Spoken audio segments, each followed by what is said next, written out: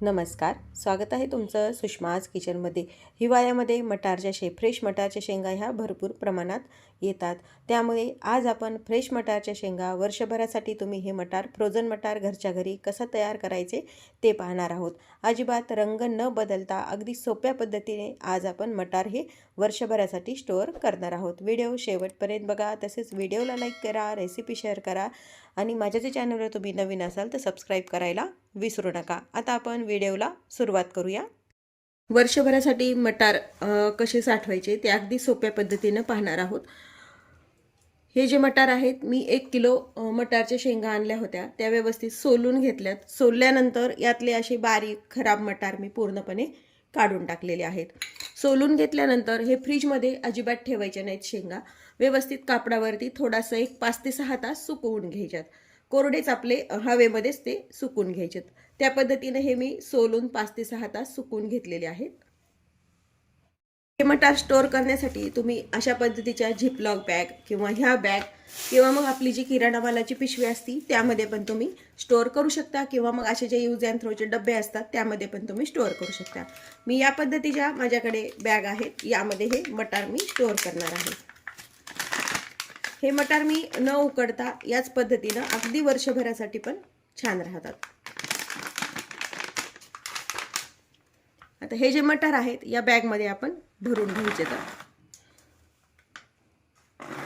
कोणत्याही पॉलिथिन मध्ये भरताना एक लक्षात ठेवायचे की इतकी काठोकाठ ही बॅग भरल्या गेली नाही पाहिजे, थोडीशी आपली अशी मोकळी राहिली पाहिजे, म्हणजे व्यवस्थित मटारची ही बॅग आहे झिप ते व्यवस्थित पॅक होतं आणि मटार व्यवस्थित यामध्ये स्टोअर केले जातात।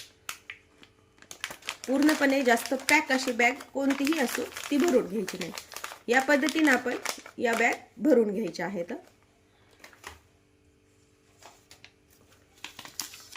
दुसरी पण बॅग त्याच पद्धतीने मी भरून घेणार आहे। शक्यतो अशा छोट्या बॅग मध्ये जर मटार भरून ठेवले तर आपल्याला पाहिजे तेवढी एक बॅग काढून घेता येते आणि वापरता येते।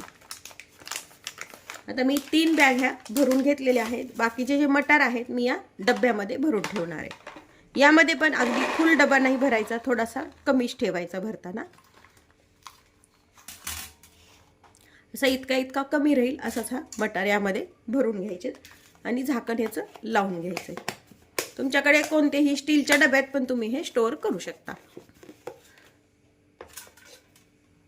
या पद्धतीने मी सर्व मटार भरून घेतलेले आहेत झिपच्या बॅग मध्ये आणि डब्यामध्ये। तुम्हाला जसे हवे किंवा तुम्ही जे आपली बिस्लरी असते ना त्यामध्ये पाण्याची, त्यामध्ये पण हे भरून ठेवता येतात।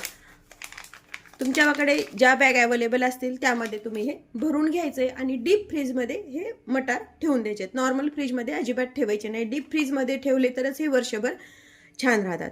आता यामध्ये जरासा बर्फ तयार होतोच डीप फ्रीज मध्ये असताना।